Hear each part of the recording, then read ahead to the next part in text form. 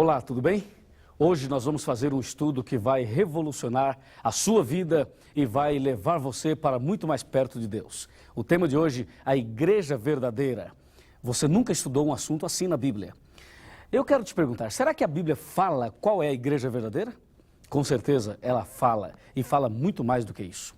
Primeiramente, você precisa saber qual é a definição de igreja de acordo com a Bíblia. De acordo com a Palavra de Deus, igreja tem dois significados. Vamos conversar muito seriamente sobre esta definição, porque após essa definição você vai saber como entender melhor esse assunto. Então vamos conversar bem mais perto. Duas definições de igreja. Primeira definição, cada indivíduo é uma igreja. Eu e você. Você é uma igreja, eu sou uma igreja. A Bíblia diz, vós sois o templo do Espírito Santo. Está em 1 Coríntios, capítulo 3, 16 e 17 e capítulo 6, verso 19 e 20. Cada indivíduo, repito, é uma igreja. Portanto, você pode fazer o seu culto aonde você quiser. Em casa, na rua, num passeio, embaixo de uma árvore, na praia, num hotel, aonde você quiser. Porque o seu corpo é o templo do Espírito Santo. Esta é a primeira definição de igreja. A segunda definição é denominação. O que é uma denominação? É quando vários indivíduos que acreditam em Deus da mesma maneira, que têm a mesma fé, quando essas pessoas se reúnem para cantar, orar, ler a Bíblia. Então ali nós temos um grupo de indivíduos que comungam da mesma fé. E aí isto constitui uma denominação. E aí vem os nomes que você tem visto por aí em cada esquina. Portanto, biblicamente nós temos duas definições, indivíduo e denominação. A pergunta é a seguinte, todas as denominações são verdadeiras? E todas as pessoas serão salvas, mesmo que não estejam frequentando nenhuma dessas denominações? De acordo com a palavra de Deus, de acordo com o livro de São Mateus, capítulo 7, versículo 21, nós lemos que nem todo aquele que diz Senhor, Senhor, vai entrar no reino dos céus. Nem todo aquele que usa a Bíblia, nem todo aquele que fala do nome de Jesus, nem todo aquele que canta, que ora e enfim, nem todos que estão aí nas denominações entrarão no céu. A Bíblia é clara, só vai entrar no céu quem guarda os mandamentos de Deus. E claro, quem aceita Jesus como Salvador pessoal. Mas a pergunta continua, todos os caminhos levam a Deus? Todas as estradas levam ao Rio de Janeiro? O que você acha? Todas as estradas levam a Curitiba? O que você acha? Pergunto, a igreja que você frequenta é a verdadeira? Faz o seguinte, pergunta para um católico. Fala assim, escuta, a igreja católica é verdadeira ou falsa? O que você acha que ele vai te responder? E se você perguntar para um batista, para um presbiteriano, para um adventista, para um espírita, para um assembleiano, para alguém de qualquer que seja a sua denominação, pergunte, a sua igreja é falsa ou verdadeira? A resposta, claro, é única, é verdadeira. Todo mundo diz que a sua igreja é verdadeira. Então eu pergunto a você, se todas as igrejas são verdadeiras, a Bíblia é falsa? A Bíblia é mentirosa? Porque a Bíblia diz que nem todos que falam Senhor, Senhor, entrarão no reino dos céus. E a Bíblia também diz claramente de que nos últimos dias surgiriam falsos profetas. E aí, como sair desta situação? Pensa um pouquinho. A palavra de Deus nos dá a saída, nos responde estas perguntas. O Apocalipse tem a resposta para esta pergunta que eu fiz agora e para todas as perguntas que você tem. Vamos dar uma passada através da história, através dos séculos, e vamos ver, não só na Bíblia, como também na história, a igreja de Deus, a igreja verdadeira. No estudo anterior, você viu comigo, em Apocalipse 12, as características proféticas, simbólicas da igreja de Deus. Mas agora você vai ver a igreja através da história. Primeiramente, Efésios, eu vou abrir a minha Bíblia aqui, no livro de Efésios, no capítulo 5 e no versículo 23. Porque o marido é o cabeça da mulher, como também Cristo é o cabeça da igreja.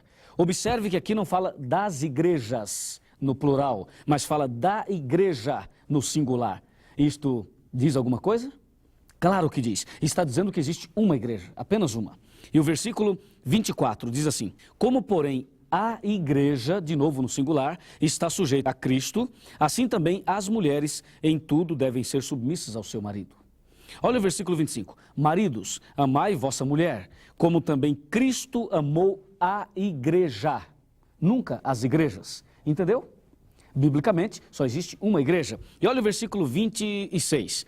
Para que a santificasse, tendo-a purificado por meio da lavagem de água pela palavra, para a apresentar a si mesmo igreja gloriosa, sem mácula, nem ruga, nem coisa semelhante, porém santa e sem defeito. Demais. Viu como a Bíblia é clara?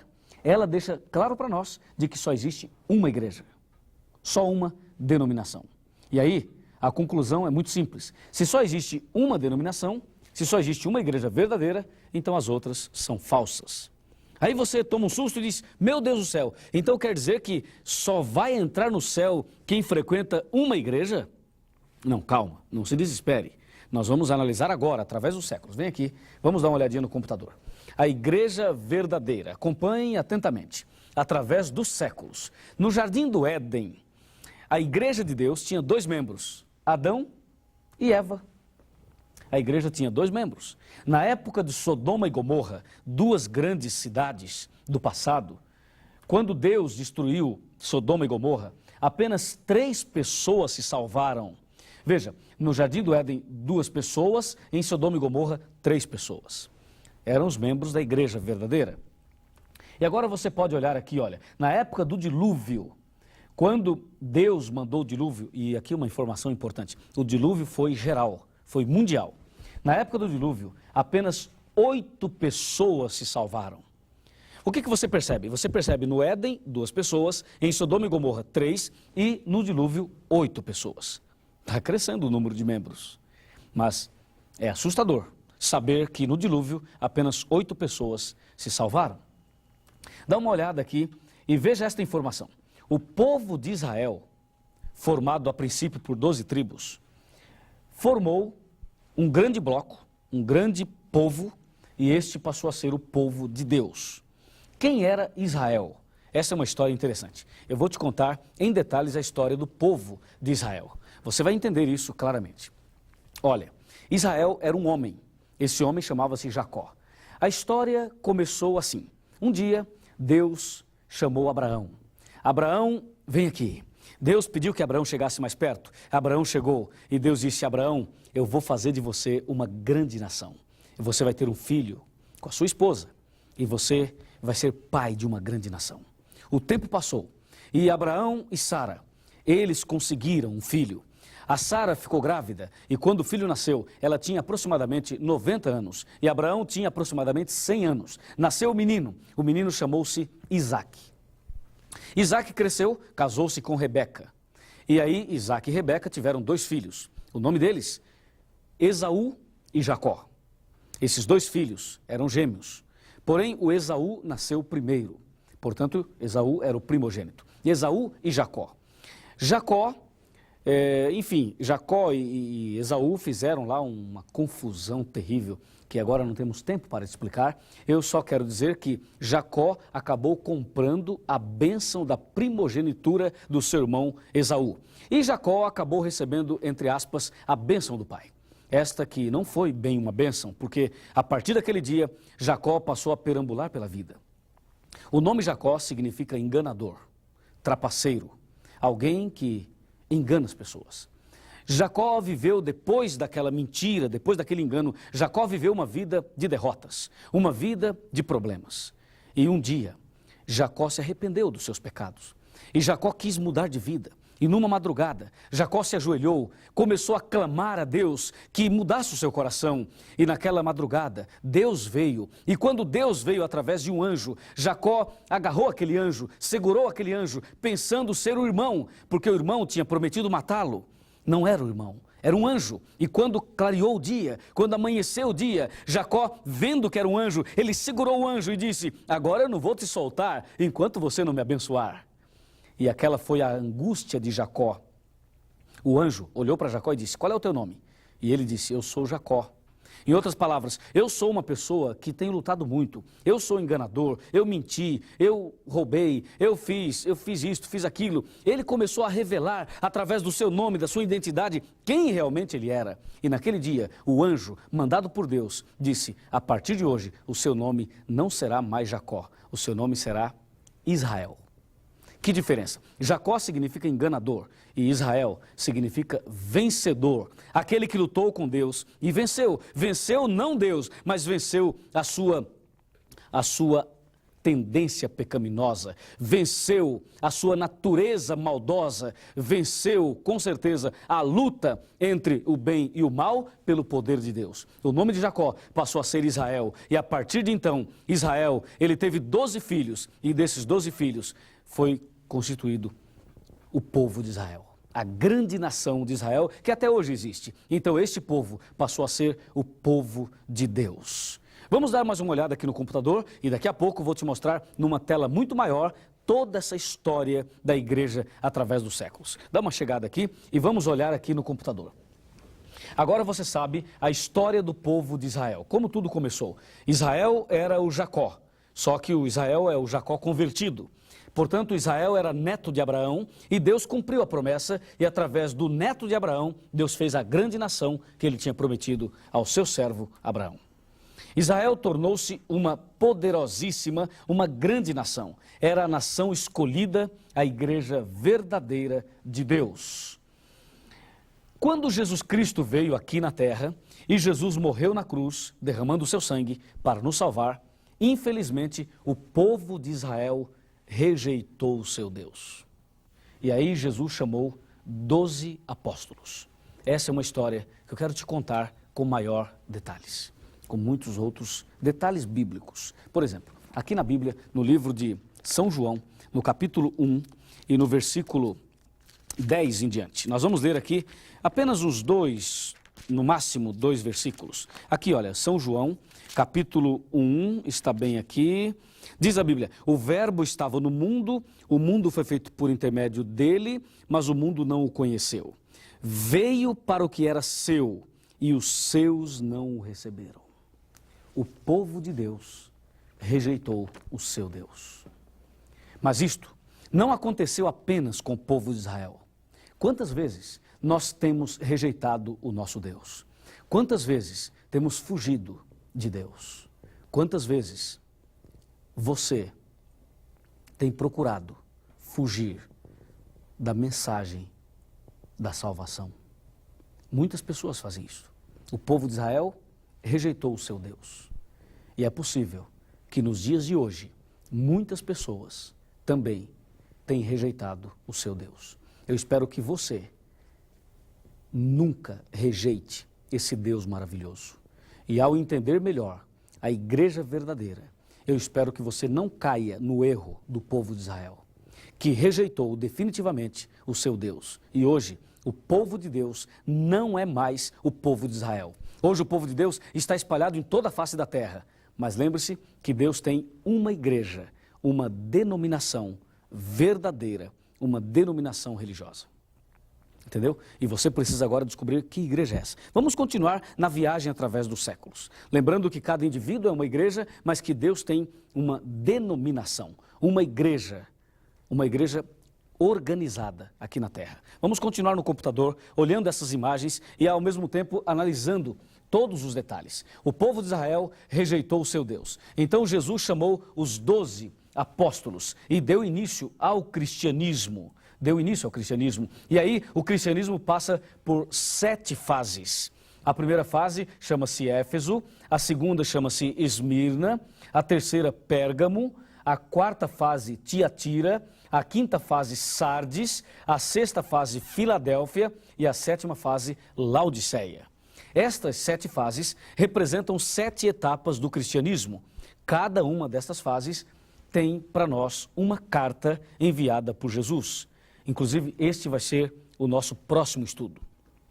Mas veja que a igreja foi passando por situações. O povo de Israel rejeitou o seu Deus. Deus chamou 12 discípulos e agora os discípulos, juntamente com Cristo, dá início ao cristianismo. E o cristianismo passa por 7 fases e Deus diz que os filhos dele, os servos de Deus, deveriam edificar as ruínas.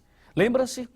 Levantar os fundamentos de muitas gerações, reparar as brechas, restaurar as veredas, as verdades, para que o país se torne habitável. Aqui eu tenho uma mensagem muito importante para você. Uma mensagem, eu quero que você me acompanhe. Esta mensagem que eu tenho para você vai te levar a entender algumas coisas mais. Por exemplo, você sabe por que o nosso mundo ainda está em pé? Você sabe por que Deus ainda nos deixou vivo e nos deixa vivo até hoje? Porque aqui na terra existe um povo que é o povo de Deus. Existe aqui na terra gente sincera, gente fiel, gente como você, que ainda quer conhecer toda a verdade. É por isso, porque se aqui na terra não tivesse o povo de Deus, Deus já teria destruído esse planeta. E Deus não destruiu ainda esse planeta, porque tem pessoas que ainda têm no coração o desejo de fazer a vontade de Deus. É por isso que Deus não destruiu ainda. A Bíblia diz, em Isaías 58, versículo 12, que o povo de Deus deveria restaurar a verdade para que o país se torne habitável. Habitável. O Brasil ainda é habitável, porque aqui tem o povo de Deus. Aqui tem a igreja do nosso Deus. É por isso que ainda estamos vivos. Agora, num plano maior, numa tela maior, eu gostaria que você pudesse entender um pouco melhor este assunto tão importante. Porque Deus tem aqui na terra o seu povo. Deus tem aqui na terra a sua igreja, os seus filhos e a sua denominação. Olho na tela, vamos lá, num plano maior. Você vai ver aqui que hoje, nos nossos dias, estamos aí no terceiro milênio, no século 21, ainda Deus tem o seu povo. Você pode ver a igreja de Deus simbolizada por uma mulher vestida de sol, símbolo da igreja de Deus, símbolo da igreja verdadeira. E de acordo com a história e com a Bíblia, Deus sempre teve o seu povo. Recapitulando, no Jardim do Éden, Adão e Eva. Depois, em Sodoma e Gomorra, 3 pessoas fiéis. Depois, no dilúvio, 8 pessoas fiéis. E em seguida, forma-se uma grande nação, o povo de Israel, que era a igreja de Deus. E isto aconteceu durante 4.000 anos aproximadamente. E quando Jesus Cristo aqui veio, o povo de Deus, por incrível que pareça, o povo de Deus rejeitou seu Deus. Amigo e amiga, por favor, nunca rejeite a verdade desse Deus maravilhoso. Não caia no erro do povo de Israel, que rejeitou o seu Deus. E então Deus agora chama 12 discípulos, 12 homens, e Deus começa agora uma nova fase na sua igreja. São as 7 etapas do cristianismo. Lembra-se? Vamos olhar? Éfeso, Esmirna, Pérgamo, Tiatira, Sardes, Filadélfia e Laodiceia. E eu tenho uma grande notícia para você. Nós estamos vivendo na última fase do cristianismo. Depois dessa última fase, Jesus vai voltar e nós vamos subir com Ele para o reino da eterna felicidade. Louvado seja Deus, porque estamos vivendo os últimos momentos da história desse mundo, a última fase da igreja, e logo, logo, Cristo virá e eu quero subir com Ele para a glória, para o reino da eterna felicidade. E você também deve se preparar para esse grande encontro, para esse grande dia. Louvado seja o nome de Jesus. Amém por isso. E eu convido você agora a entender a parte final desse estudo. Eu tenho um grande teste para te mostrar o caminho certo para você entrar no reino dos céus. Vamos lá, vamos aqui atentamente para que você não perca nada do que nós estamos mostrando, absolutamente nada. Vem aqui, vamos olhar aqui no computador. E você já sabe que existe uma igreja, uma denominação simbolizada por uma mulher vestida de sol. E de acordo com a Bíblia, existem 2 caminhos, o estreito e o largo, o certo e o errado, Deus e o diabo. Veja, luz e trevas, olha aqui, ó, Abel e Caim, veja aqui, verdade e mentira, e ainda você vê salvação e perdição. E aqui você tem justos e aqui você tem ímpios. Ali trigo e aqui joio. Ali no caminho certo você tem as ovelhas e no caminho errado os bodes. No caminho certo o selo de Deus e no caminho largo o selo do diabo. No caminho certo está Apocalipse 12, a igreja verdadeira, e no caminho errado, Apocalipse 17. Só existem dois caminhos, ou você está no certo ou no errado, ou a sua igreja é verdadeira ou falsa, ou você está no caminho da salvação ou da perdição, ou você é luz ou você é trevas, ou você vive no caminho de Deus, no caminho da luz, ou no caminho do diabo, que é o caminho das trevas.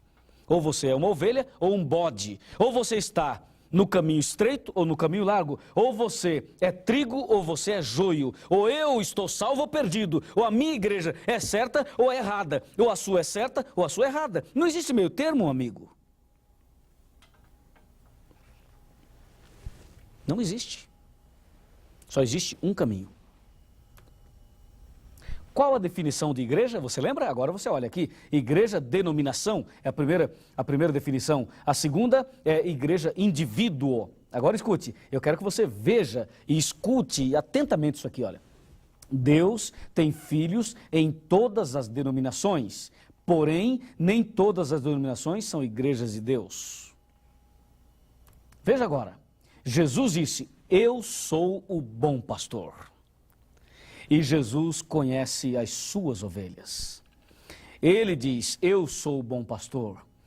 Jesus Cristo é o nosso pastor. Que bênção, que maravilha. E ele diz claramente, eu conheço as minhas ovelhas. Isto significa, olha para mim, Jesus conhece você. Jesus sabe tudo sobre você. E ele está muito ansioso em habitar no seu coração, em levar você para o caminho certo. Tenha certeza disso. Você é a coisa mais linda que Deus tem. Ele fala, eu sou o pastor e você é a ovelha.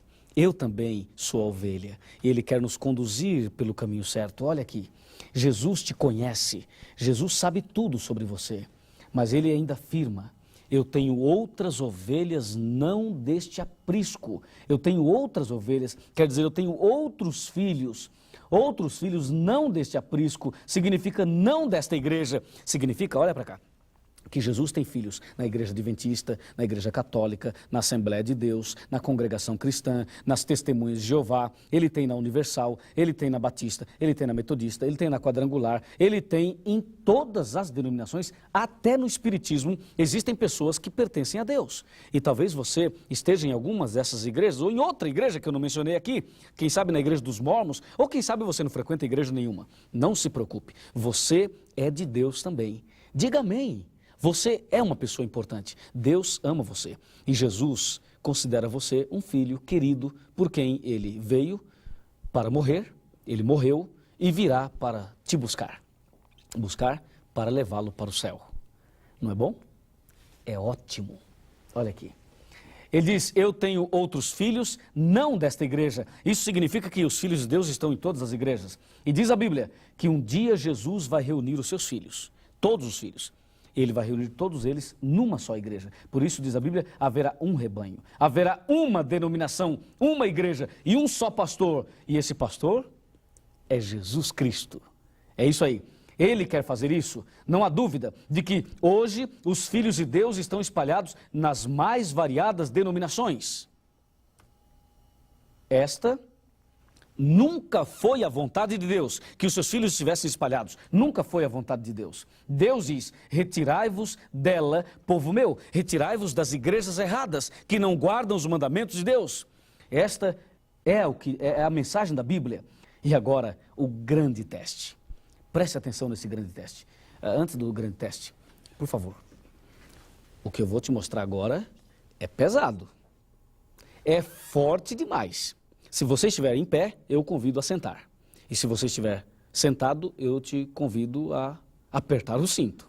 E quero te fazer uma pergunta. Você quer fazer o teste? Será que a sua religião passa no teste? Será que a sua igreja passa no teste para saber se ela é verdadeira ou falsa? Você tem coragem de ver aqui na tela a sua religião? É forte. Mas se você quer ouvir a verdade e ver a verdade, então vem para cá. O grande teste. Aqui, olha, eu tenho 5 quadradinhos. Você está vendo? Esse primeiro representa Deus, o segundo representa Jesus Cristo, o terceiro representa o Espírito Santo, o quarto representa a Bíblia e o quinto quadradinho representa os 10 mandamentos. Aqui você tem as 5 colunas da verdade. Disse Jesus que conhecereis a verdade e a verdade vos libertará. Nós vamos ver agora qual igreja está vivendo em toda a verdade. Eu vou botar nome nas igrejas, hein? Vamos lá. Primeiro, os batistas, os nossos queridos amigos batistas. Será que os batistas têm toda a verdade? Pergunto, os batistas creem em Deus? Sim. Eles creem em Jesus? Sim, também. Eles creem no Espírito Santo? Também creem. Eles creem na Bíblia? Claro que sim. E os batistas aceitam os 10 mandamentos? Não, eles aceitam 9 mandamentos. Portanto, a nota para os batistas é 4 verdades, 4 colunas, 9 mandamentos. Então a igreja batista é uma igreja muito boa, tem gente muito boa lá, mas ela não tem toda a verdade. Tem alguma coisa de verdade, mas não tem toda a verdade. Veja agora, as testemunhas de Jeová. As testemunhas de Jeová, será que eles creem em Deus? Sim, eles creem em Deus. E em Jesus Cristo? Aí é um problema. Eles acham que Jesus foi criado, acham que Jesus é uma criatura e não um criador. Então eles já tropeçam aí. E o Espírito Santo também. Eles acham que o Espírito Santo é uma força, é a força ativa de Deus e não acreditam no Espírito Santo como pessoa. E na Bíblia, eles também arrumaram um grande problema com a Bíblia e com os 10 mandamentos também. Então, que nota damos às testemunhas de Jeová? 2,9. É uma religião muito boa, tem pessoas inteligentes, pessoas sinceras, ovelhas de Deus, mas como denominação, deixa a desejar. Veja essa agora, a Igreja Católica. Muitos dizem que é a primeira que existiu, a mais importante, a verdadeira. Vamos ver, a Igreja Católica crê em Deus? Sim, ela crê. E em Jesus? Também. E no Espírito Santo? Também. E na Bíblia? A Bíblia é um problema. Lembra-se que eles acrescentaram 7 livros e acrescentaram textos, capítulos em Daniel e também no livro de Esther. Portanto, a Igreja Católica tropeça na 4ª coluna e na 5ª coluna nem se fala. Os 10 mandamentos, eles mudaram totalmente os 10 mandamentos. Mexeram em 2 dos 10 mandamentos. Que nota damos à Igreja Católica? Damos 4,8. Eles aceitam 4 colunas e 8 mandamentos. A próxima igreja, os mormons, Igreja de Jesus Cristo dos Santos dos Últimos Dias, os mormons. Vamos ver, eles creem em Deus, em Jesus, no Espírito Santo, na Bíblia e nos 10 mandamentos. Vamos ver que nota nós temos aqui. Nós temos 3,9. Por quê? Porque eles não creem somente na Bíblia, mas tem o livro de Mormons. E agora você vê aqui. As igrejas tradicionais, como metodistas, presbiterianas e assim por diante, eles aceitam 4 colunas e 9 mandamentos, 4,9. O que dizer da igreja adventista do 7º dia? A igreja adventista crê em Deus? Sim, ela crê em Deus. E em Jesus também? E no Espírito Santo? Claro que sim, nós também cremos. E na Bíblia também? E nos 10 mandamentos? Claro que sim. Que nota damos à igreja adventista? Para a glória de Deus, damos nota 5, nota total. A igreja adventista aceita toda a verdade. E tem mais.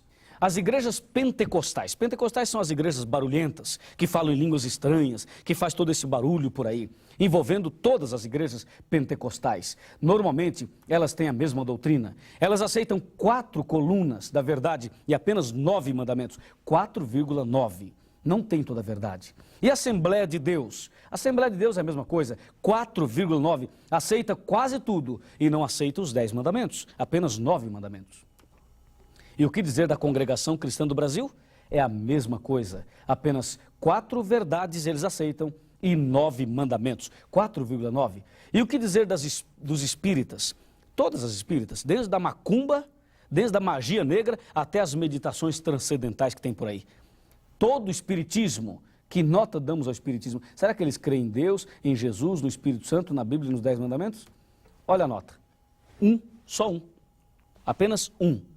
Como você pode ver aqui, eu coloquei algumas religiões. Poderia colocar outras, mas o nosso espaço é o suficiente para que você entenda dentro destas que nós colocamos aqui. Como você pode ver, a Igreja Adventista do 7º dia é a única que está de acordo com a Bíblia dentro de toda a verdade deixada por Deus. E agora?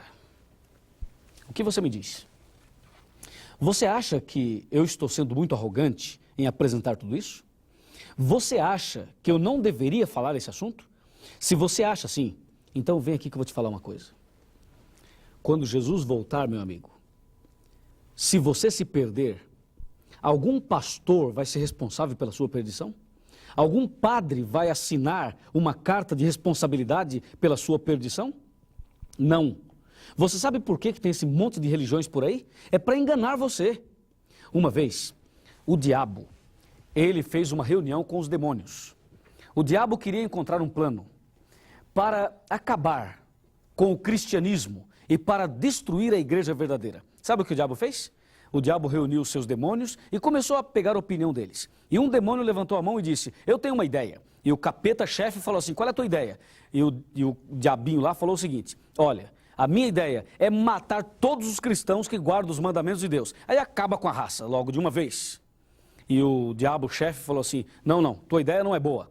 Na Idade Média, nós matamos cristãos. E quanto mais a gente matava, mais pessoas se convertiam. Então a tua ideia não funciona. A reunião prosseguiu. E os demônios foram dando ideias. E o diabo não aceitou nenhuma dessas ideias. Até que no final da reunião, um capetinha lá no fundo do salão, ele levantou a mão e disse, eu tenho uma ideia.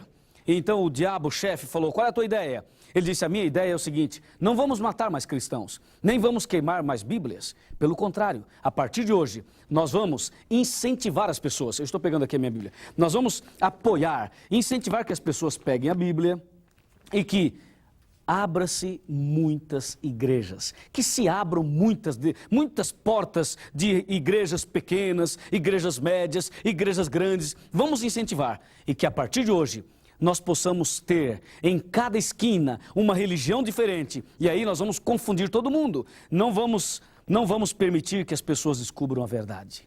E aí a gente deixa cada um com a Bíblia na mão, deixa que as pessoas cantem, que elas façam orações, mas não vamos deixar as pessoas viverem na verdade. Olha, depois disso que esse demônio falou, o capeta-chefe olhou para ele e falou assim, rapaz, a tua ideia é diabólica. E a reunião, então, ficou um pouco mais inflamada. E aí, o diabo, a partir daquele dia, começou a incentivar a abertura de muitas igrejas. E hoje, o que você acha? Hoje tem religião em cada esquina. Tem religião para todos os gostos. Se você gosta de samba, tem religião que toca samba. Se você gosta de uma igreja mais simples, tem uma igrejinha mais simples. Se você gosta de uma igreja para rico, então tem uma igreja para rico. Hoje tem religiões, né, aos montes por aí. E eu pergunto, o que você pensa quando você olha para essa confusão religiosa, para essa verdadeira Babilônia?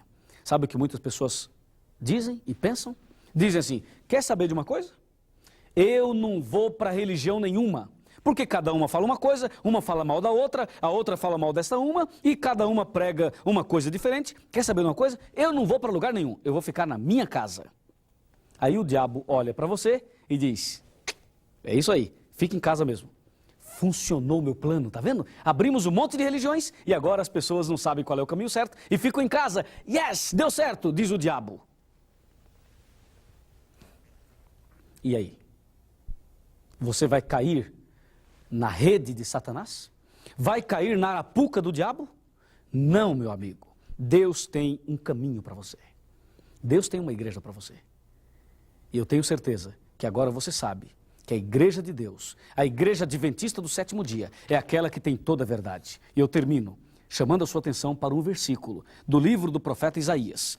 E este versículo, eu gostaria que você pegasse uma caneta e escrevesse isto num papel, em algum livro, aonde você costuma ler, seja na sua cadernetinha de anotação ou até mesmo no rodapé da sua Bíblia. Isaías capítulo 56, versículo 8, está bem aqui. Assim diz o Senhor Deus, que congrega os dispersos de Israel. Ainda congregarei outros aos que já se acham reunidos. Amigo e amiga, Deus tem uma igreja e tem os seus filhos reunidos. E sabe o que o profeta está dizendo? Que Deus quer congregar, reunir outras pessoas aos que já se acham reunidos. Você deseja fazer parte do povo de Deus, não deseja? Eu posso imaginar que você está sentindo agora vontade de fazer parte da igreja de Deus que é fiel a esse Deus maravilhoso. Você viu o grande teste e agora é com você. Agora você decide, agora você escolhe o final. agora você sabe o que vai fazer. Já ouviu essas palavras por aí? Já, mas eu quero te contar uma história, e essa história vai te aproximar muito mais de Deus. Eu vou aqui, olha para mim, olha aqui para mim, imagine que eu esteja numa sala de aula, tá bem? Estou numa sala de aula agora, e numa sala de aula eu vou contar para você essa história. Tinha um professor muito inteligente. Esse professor era muito inteligente mesmo. E um dia, os alunos pensaram em desmascarar esse professor e, quem sabe, provar que ele não era tão inteligente assim. E aí, um garoto, aqueles alunos bem terríveis, ele pegou alguma coisa e colocou na mão. E ele escondeu as suas duas mãos aqui atrás. E ele disse: professor, se o senhor é tão inteligente, adivinha o que eu tenho na minha mão? E o professor pensou, abaixou a cabeça, andou para cá. Depois o professor voltou, andou para cá novamente. Pensou, pensou e pensou. E aí o professor olhou bem nos olhos do aluno e disse assim: eu já sei a resposta. E o aluno sabia que quando o professor dizia já sei, é porque ele sabia mesmo. E o professor disse: querido aluno, o que você tem nas suas mãos, aí atrás, é um passarinho. Acertou! Que professor inteligente, acertou, é um passarinho mesmo. E o aluno disse: calma, professor, eu ainda não terminei. O senhor acertou, é um passarinho que tem aqui na minha mão.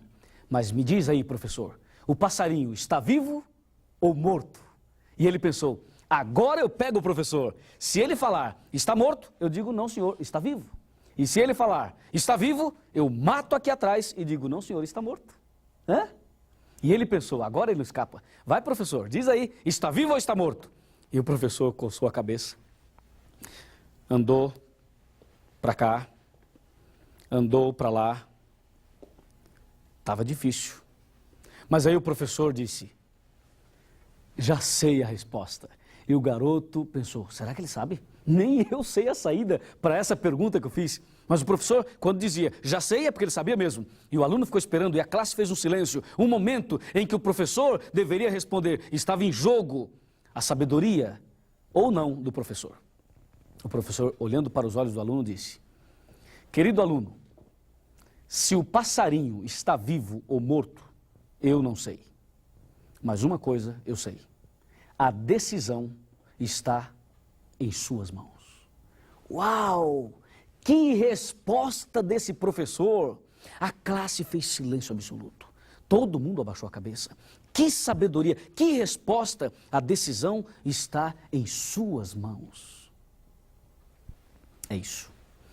Meu amigo, se você pertence à igreja verdadeira ou não, eu não sei. Se você vai entrar no céu ou não, eu também não sei. Se você é sincero ou não, eu também não sei. Se você está no caminho certo ou no caminho errado, eu também não sei. Se você vai aceitar o que está na Bíblia ou vai rejeitar, eu também não sei. Mas uma coisa eu sei: a partir de agora, sabendo tudo que você sabe, a decisão está em suas mãos. Você decide.